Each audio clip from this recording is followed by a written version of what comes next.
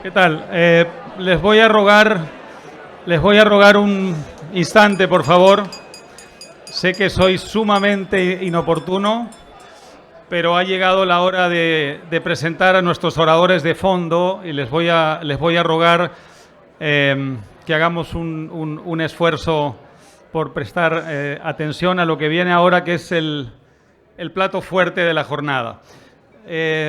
Voy a presentar en primer lugar a Félix de Azúa. En realidad no necesita presentación, es un gran escritor español, como saben ustedes. Es muchas cosas, es un filósofo, es un novelista, es un poeta, es un académico de la lengua y es una de las grandes figuras de la cultura. Y no solamente eso, sino que también es un intelectual comprometido, eso que ya no está tan de moda, que lo estuvo en otros tiempos y en otros lugares del mundo, pero él es una de las personas que le ha vuelto a dar a esa expresión vigencia y significado, porque es una persona que toma partido, que arriesga, que se remanga la camisa y se zambulle en el fango del debate diario cuando hay que hacerlo, y por eso mismo despierta admiración y, por supuesto, controversia. Es un gran honor dejar en el uso de la palabra a Félix de Azúa.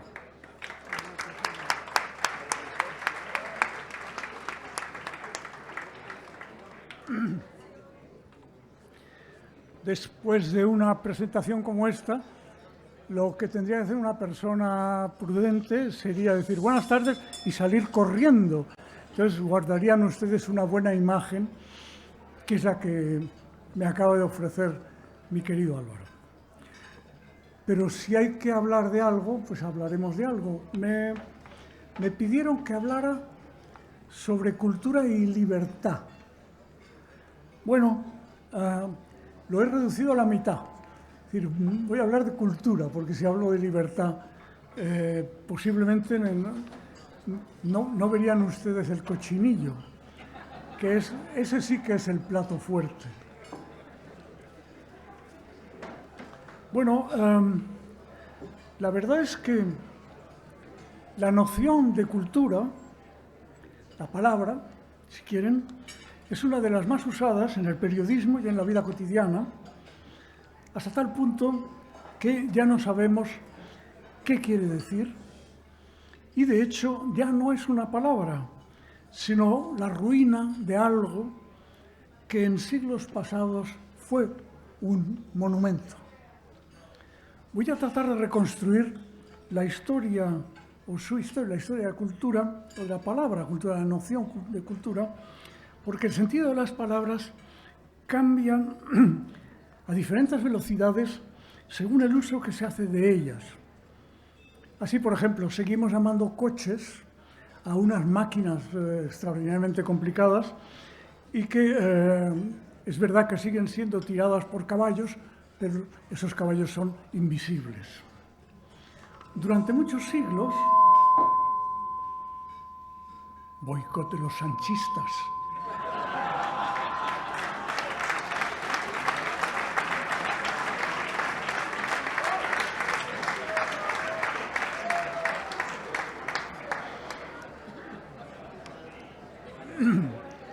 Durante muchos años, es decir, desde la Roma clásica, la palabra cultura, entre comillas, se refería a las labores del campo, eso que hoy llamamos agricultura.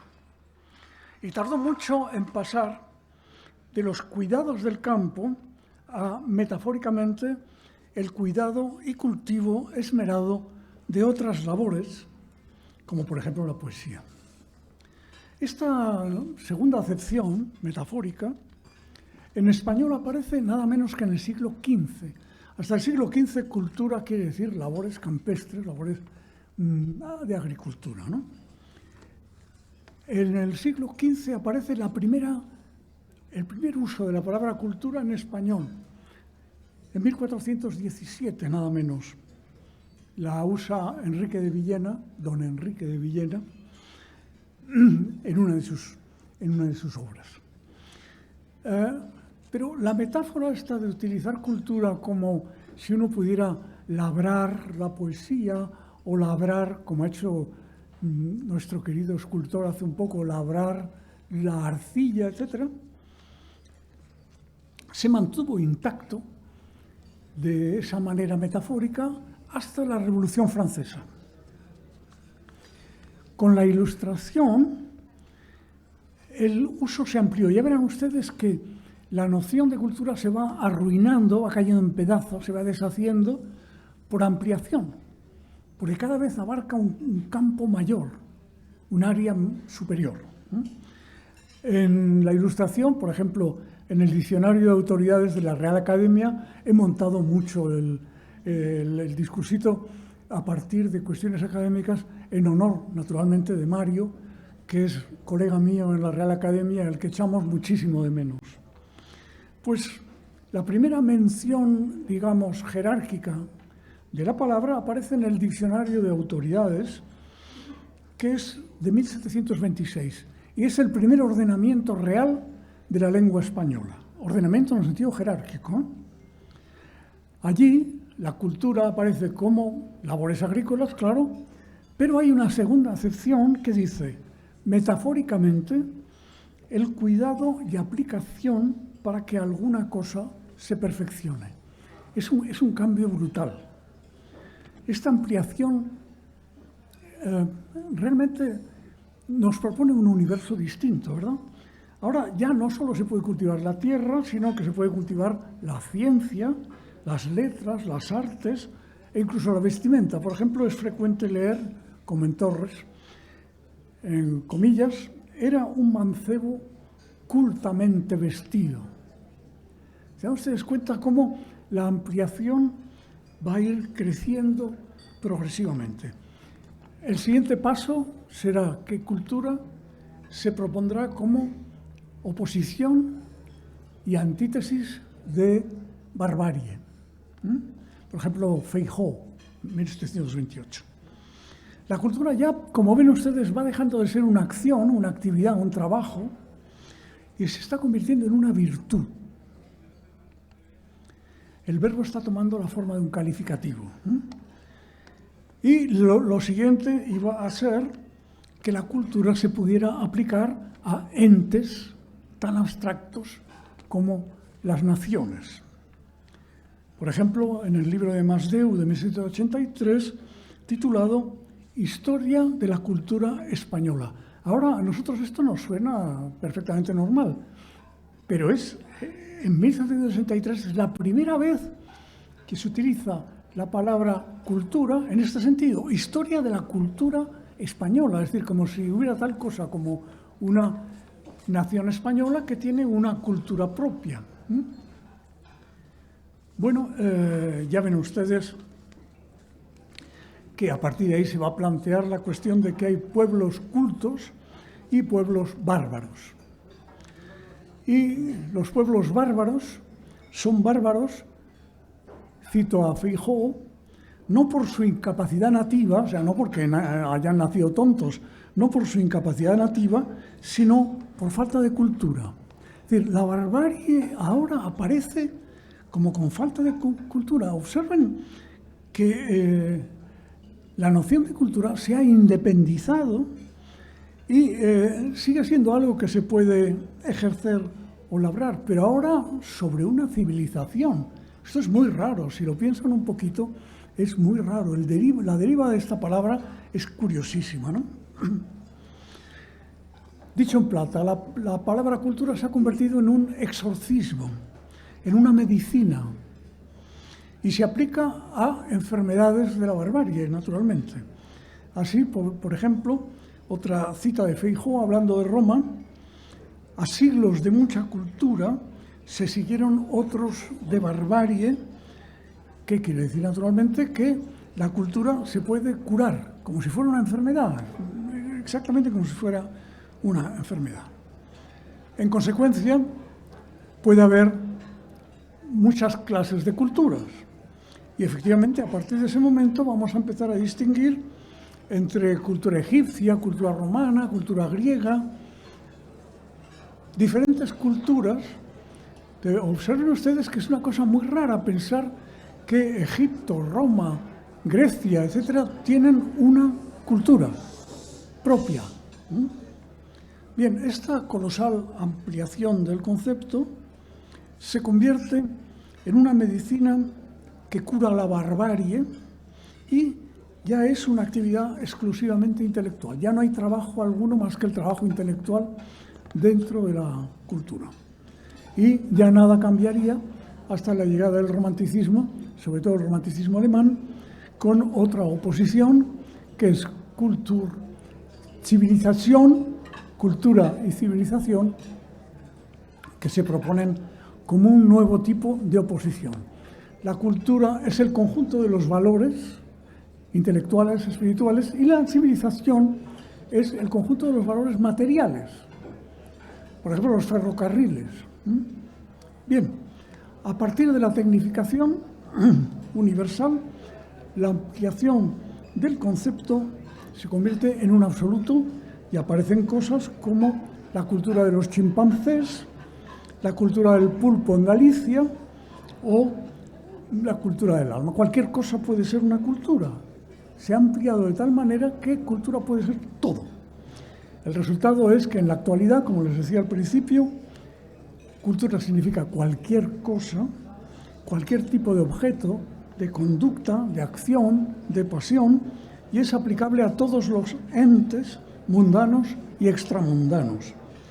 Ningún medio de comunicación deja de tener una sección de cultura, donde cabe el deporte, la peluquería, las fiestas populares, los cantantes de ópera, los raperos, los teatros, los cines, el circo, cualquier cosa, cualquier cosa. Ahora bien, concluyamos con una sugerencia. A pesar de la desaparición de la cultura, reuniones como la de hoy nos trae aquí, reuniones como la que hoy nos trae aquí, pertenecen a la cultura no en su sentido actual, sino en su sentido antiguo. Estamos aquí para cuidar el huerto que plantó y cultivó Mario Vargas Llosa y que nos ha regalado con generosidad asombrosa. Viva, por tanto, esta labor de las palabras que tan extraordinarios frutos nos ha dejado. Muchas gracias.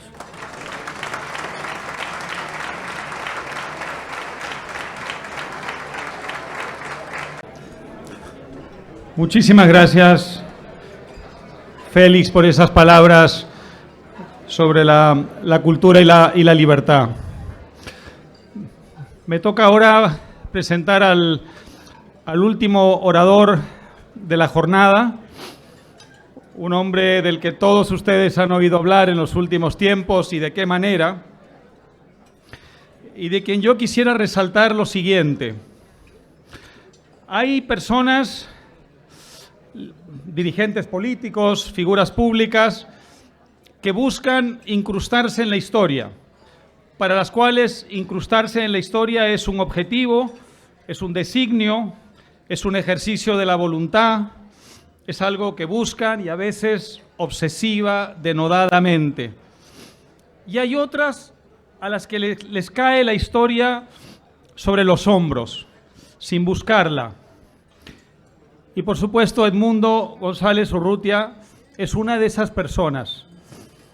Él no lo buscó, no lo esperaba, nada en su profesión, su vocación, su trayectoria y su temperamento apuntaba en esa dirección, a pesar de que había hecho una contribución extraordinaria a la causa de su país, pero es evidente que no había en él la vocación de una figura histórica.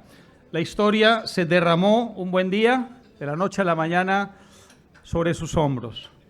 Pero ese no es el mérito de Edmundo González. El mérito es lo que pocas personas en su lugar habrían conseguido, que es estar a la altura de ese desafío.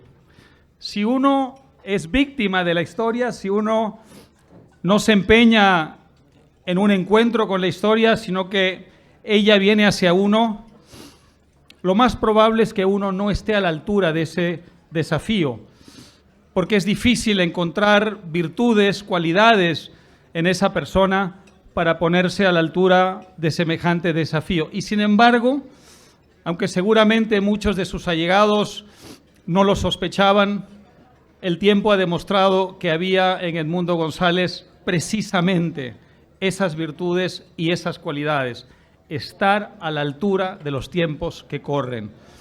De manera que la historia no se equivocó, puso sobre sus hombros una responsabilidad que él no solamente aceptó, sino que hizo suya con un extraordinario valor físico y moral.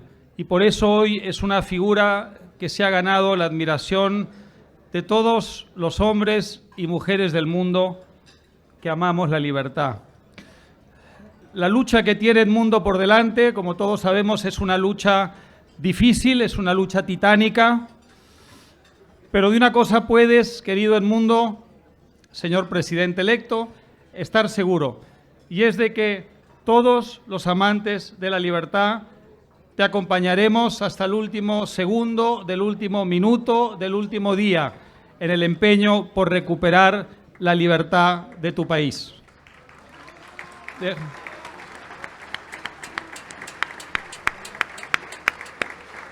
Es un gran honor dejar en el uso de la palabra al presidente electo de Venezuela, Edmundo González Urrutia. Adelante.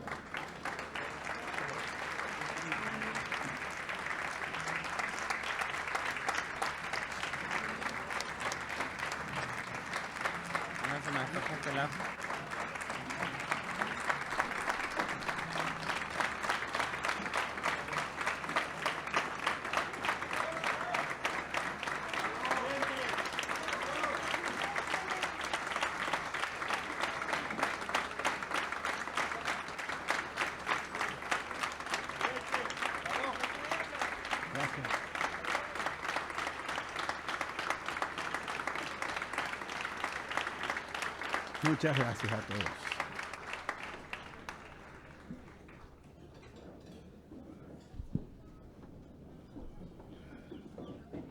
Muchas gracias por esta generosísima palabra de presentación. Amigos y amigas, muy buenas tardes. Antes que nada, quiero agradecer a don Mario, así como a nuestro querido Álvaro Vargas Llosa, por esta gentil invitación a participar hoy aquí en este cuarto encuentro por la cultura en libertad, junto a tantos y tantos amigos de reconocida valía, talento y prestigio. En lo personal, asumo este encuentro como una oportunidad para honrar la dilatada trayectoria de don Mario, quien no solo es uno de los más prominentes escritores de la lengua española, sino también uno de los más valientes y constantes defensores de la libertad, la tolerancia y la democracia en el mundo de habla hispana. Evidentemente, más allá del honor personal que siento al estar aquí, no cabe duda de que esta invitación es un justo reconocimiento a la voluntad soberana del pueblo de Venezuela, que contra viento y marea hizo escuchar con claridad meridiana en las elecciones presidenciales del pasado 28 de julio.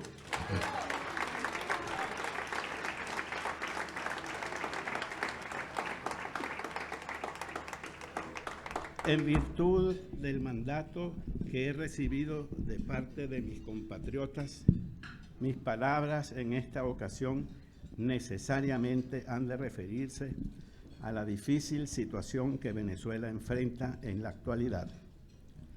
No quiero hacerlo desde la perspectiva que nos ofrece el paso del tiempo.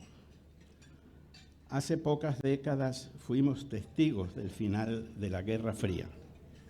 Varias dictaduras y guerras civiles finalizaron también. A casi toda América Latina se le abrió entonces un horizonte de optimismo y desarrollo, tras concretar por aquellas fechas su tránsito generalizado hacia la democracia. Como venezolano no puedo sino sentir orgullo y satisfacción por el papel que mi país desempeñó en aquellos años promisorios. Contábamos los venezolanos con una democracia y una notable prosperidad. Un capital que nos permitió apoyar diversas transiciones en el Cono Sur, en la península ibérica y particularmente en Centroamérica. Entre las figuras que destacaron en este sentido, quiero mencionar la del canciller Arístides Galvani, trágicamente fallecido en uno de sus viajes a Guatemala. Él encarnó como nadie el espíritu de aquellos tiempos, siendo hasta hoy recordado por su bonomía y su celo profesional. Juntos los iberoamericanos sentamos las bases de una nueva etapa de concordia, cooperación y promoción del multilateralismo. Tal fue, por ejemplo, el espíritu que marcó la 7ª Cumbre Iberoamericana celebrada en 1997 en la isla de Margarita.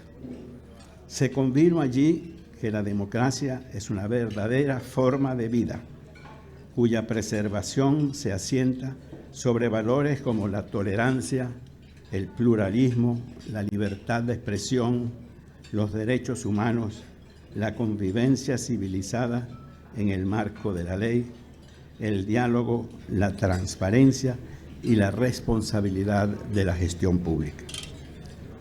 Pero la fortuna es a menudo caprichosa. Apenas un año después, Venezuela se vio arrastrada por el populismo más feroz que podamos recordar. Otros países se han visto afectados también por el mismo mal, aunque seguramente no a una escala tan destructiva.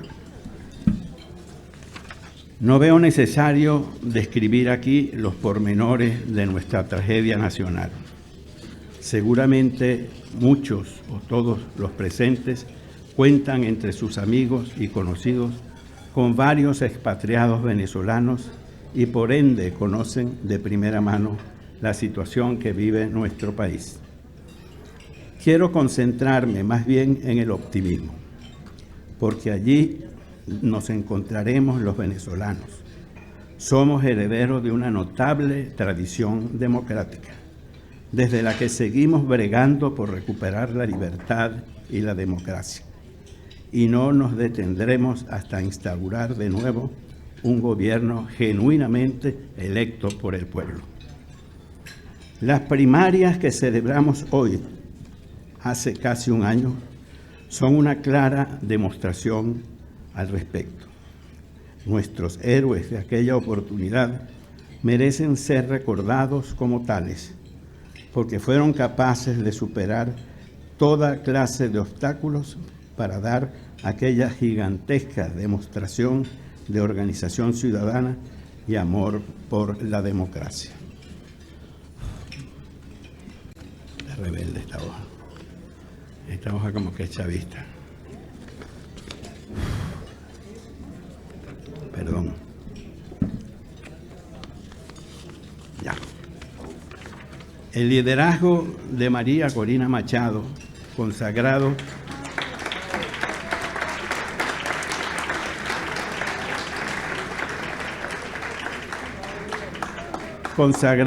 con aquel episodio, consiguió levantar un auténtico movimiento cívico nacional, un movimiento que se abrió paso hasta hacer posible nuestra gran victoria del pasado 28 de julio, cuando el pueblo de Venezuela emitió un mandato claro, inequívoco y soberano a favor de un cambio profundo en nuestro país. Durante este último año, los venezolanos hemos encontrado el modo de vencer el temor que intentaron sembrar entre nosotros, derrotando a la dictadura con sus propias reglas y probando de forma inapelable nuestra victoria. Tomando prestada y modificando unas palabras de don Miguel de Unamuno, si hemos podido vencer es porque sobre todo hemos intentado convencer. Por eso la enorme mayoría del país, tanto quienes votaron por la opción de cambio como quienes no lo hicieron, demostró que está unida a favor de la paz, la concordia y la convivencia cívica. A pesar de que la única respuesta de Nicolás Maduro a su derrota ha sido una brutal represión, nosotros seguimos adelante, comprometidos con la búsqueda de una salida concertada hacia una transición ordenada y en paz. En definitiva, Occidente se juega hoy en Venezuela la defensa de sus valores fundamentales y créanme que en la medida en que sepamos mantenernos unidos en torno a dichos valores, esta lucha la vamos a ganar. Muchas gracias.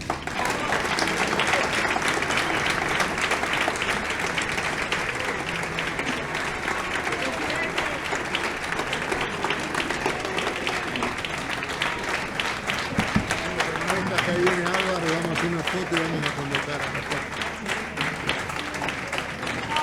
Perdón.